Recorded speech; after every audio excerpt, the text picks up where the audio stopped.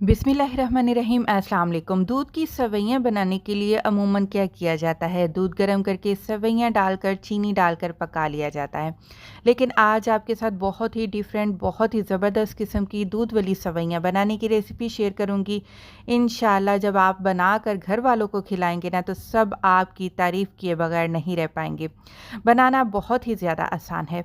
देखिए, यहाँ पर मैंने 1 लीटर दूध ले लिया है। 1 लीटर दूध का जब भी मैं मीठा बनाती हूँ ना, तो 6 खाने के चम्मच मैं चीनी के इस्तेमाल करती हूँ, जो कि 1 लीटर मीठे के लिए बिल्कुल परफेक्ट क्वांटिटी है मीठे की। अच्छा जी, 6 खाने के चम्मच मैंने चीनी के डाल लिए हैं और चूल्हा मैंने जला लिया है। दूध को गर्म होने देते हैं, उबाल आने देते हैं। यहाँ पर मैंने ले लिया है 1 अदद गिलास और उसमें मैं कस्टर्ड पाउडर शामिल करूँगी। मैंने यहाँ पर मैंगो कस्टर्ड पाउडर शामिल किया है, जो कि 4 खाने के चम्मच है।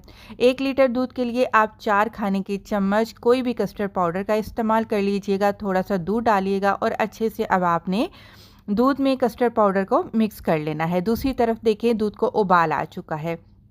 अब आपने क्या करना है, जो कस्टर्ड वाला हमने दूध बनाकर रखा था ना, अब थोड़ा-थोड़ा डालते जाना है और दूसरे हाथ से लगातार आपने चम्मच हिलाते जाना है। अगर आप चम्मच नहीं हिलाएँगी ना, तो जो कस्टर्ड पाउडर डाला है ना, उसकी फुटकड़ियाँ बन जाएँगी। अच्छा जी, अच्छे से गाढ़ा होने तक आपने दूध को पका लेना है।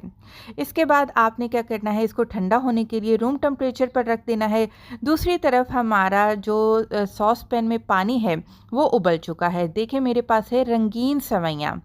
ये मेरे पास है 4 खाने के चम्मच, यानी कि 1/4 कप के बराबर मैंने रंगीन सेवइयाँ ली हैं।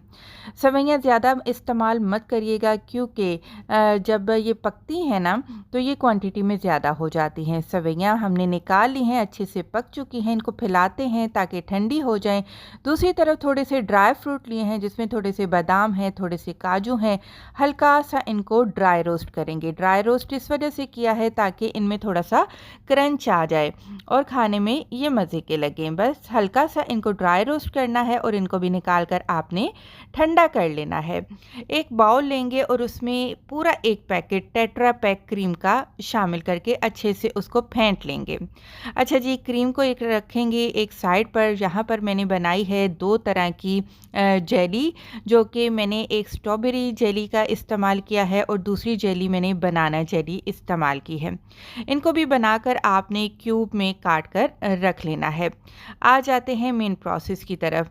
दूसरी तरफ हमारा जो बनाया हुआ कस्टर्ड था ना, दूध, वो बिल्कुल ठंडा हो चुका है।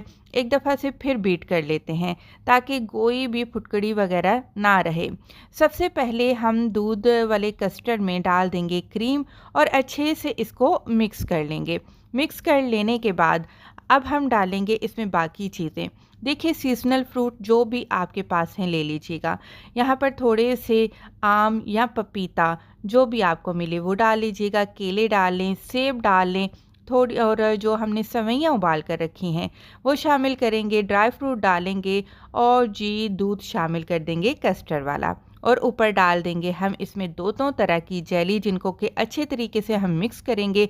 इसको पूरी रात अगर आप ठंडा करेंगे ना, तो बेहतरीन रिज़ल्ट इंशाल्लाह आपको मिलेगा।